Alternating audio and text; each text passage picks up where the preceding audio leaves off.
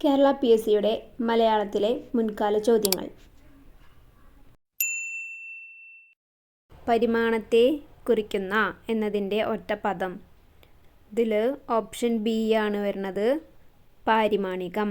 പരിമാണത്തെ കുറിക്കുന്ന ഒറ്റപ്പദം ചോദിച്ചാൽ പാരിമാണികം. പാരിമാണികം. ഫല്ലേച്ച കൂടാതെ എന്നർത്ഥം വരുന്ന പദം ഏതാണ്? ഫല്ലേച്ച കൂടാതെ. ഫല്ലേച്ച കൂടാതെ എന്നർത്ഥം വരുന്ന പദം ഓപ്ഷൻ എ നിഷ്കാമം. നിഷ്കാമം. ഫല്ലേച്ച കൂടാതെ എന്നർത്ഥം വരുന്ന പദം ഏതാണെന്ന് ചോദിച്ചാൽ നിഷ്കാമം. നടക്കാൻ പ്രയാസമുള്ള വഴി, അതിൻ്റെ ഒറ്റപ്പദം ഏതാണെന്ന് ചോദിച്ചേക്കണേ. നടക്കാൻ പ്രയാസമുള്ള വഴി ഒറ്റപ്പദം എഴുതുക. ഇതിൽ ഓപ്ഷൻ ഡി ആണ് ദുർഗപദം. ദുർഗപദമാണ് നടക്കാൻ പ്രയാസമുള്ള വഴി.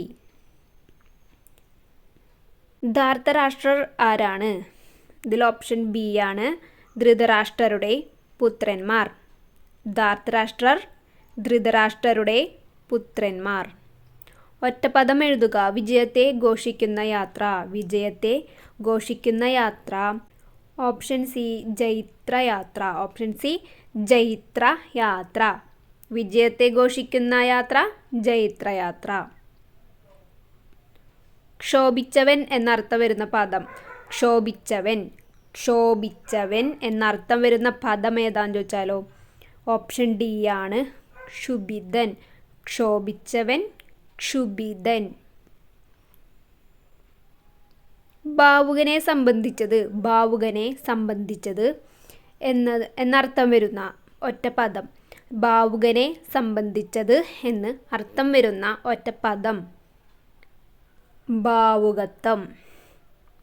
ഭാവുകനെ സംബന്ധിച്ചത് ഭാവുകത്വം. ഒറ്റപ്പദമാക്കിയതിൽ ശരിയല്ലാത്തത് ഏതെല്ലാം? ഇതിൽ ഓപ്ഷൻ ബി ആണ് വരുന്നത്. എല്ലാം ശരിയാണ്. അപ്പോൾ ഏതൊക്കെയാ നോക്കാം. ബുദ്ധനെ സംബന്ധിച്ചത്. ബുദ്ധനെ സംബന്ധിച്ചത് ബൗദ്ധം.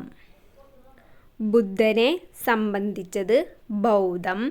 ശിഥിലമായത്. ശിഥിലമായത് ശൈഥില്യം.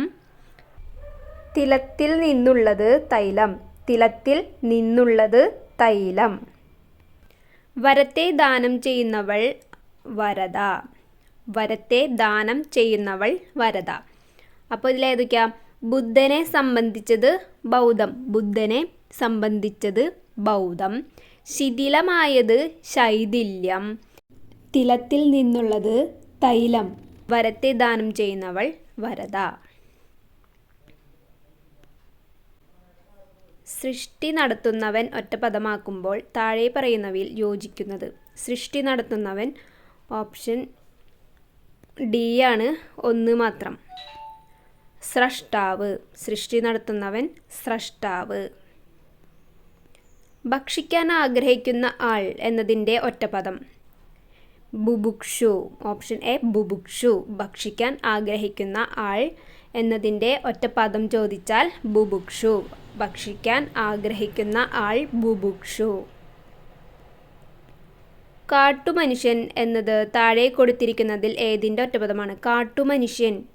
കാട്ടിൽ ജനിച്ചു വളർന്ന മനുഷ്യൻ. കാട്ടിൽ ജനിച്ചു വളർന്ന മനുഷ്യൻ.